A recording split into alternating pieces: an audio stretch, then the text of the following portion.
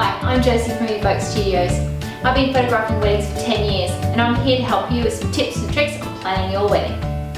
Now today is a topic that's very dear to my heart. It's choosing your wedding photographer. Now how do we choose our wedding photographer? There are hundreds out there.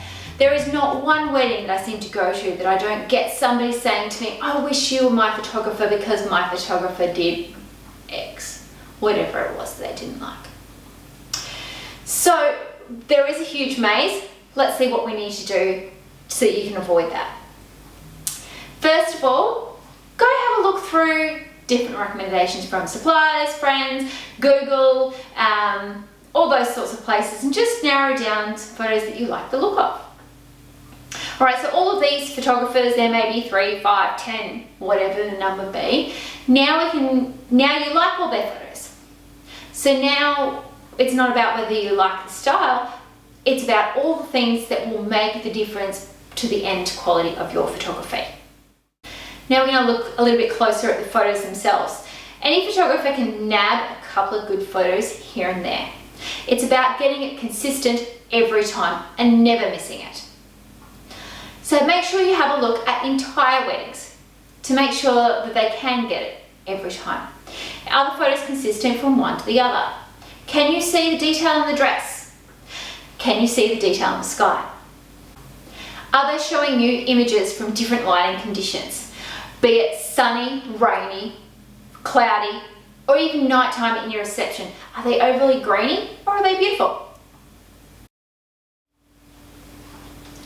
Ensure your photographer has had experience and done this heaps of times before. They're relaxed, they'll make you relaxed, and the day will go really, really smoothly. How do they back up your photos? Are they secure? Are they in multiple locations? Is there any chance you'll lose your precious memories? Make sure the person you're speaking to is the photographer that is going to be there on the day. That way you know that you're comfortable with that person and you're comfortable with them moving you through your day. They're going to be with you all day after all.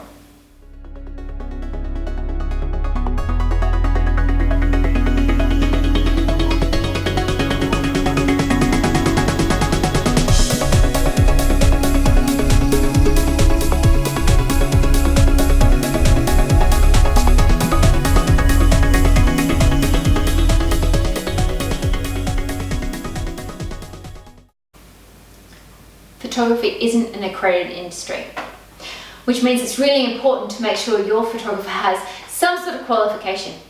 One qualification you may like to look for is something like the AIPP, Australian Institute of Professional Photography.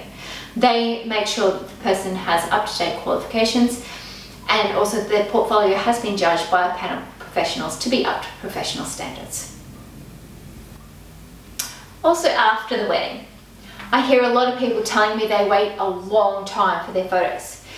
Make sure that you understand exactly what's included in your package so that there's no nasty surprises afterwards. Ensure that your disc, if you have a disc of images, are they full resolution, which means that they're large enough to print, or are they low resolution, which means you can only sort of view them on screen and can't print them?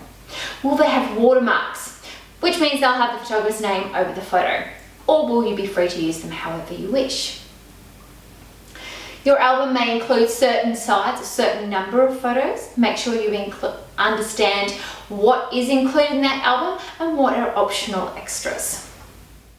The photos you see on most photographers' websites will be airbrushed or retouched. This means it's gone above and beyond the basic editing process, and there may have been added things like removal of blemishes on skin, flattening out dresses, extra filters on skies to make them more punchy, things like that. So make sure you understand what process your photos will be done to when you get your disc. Are they basically edited, or have they had the retouching or airbrushing done to it also? I've had the opportunity to have some new photographers alongside me on weddings, so I was able to grab a couple of shots that showed the difference between an experienced wedding photographer on the right and somebody who's newly into it or a hobbyist who doesn't do it all the time.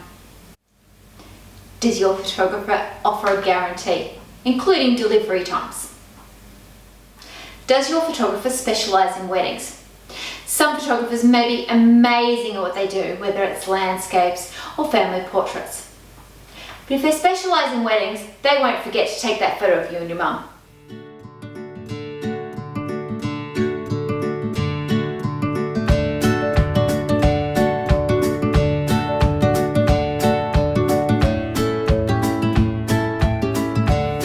I hope these tips have been helpful. Make sure you check out our previous videos if you haven't chosen your wedding location as yet. Or our next video that we'll be talking about celebrants or whoever else is going to marry you on the day. Check out our website for heaps of inspiration on wedding photos and enjoy your wedding day.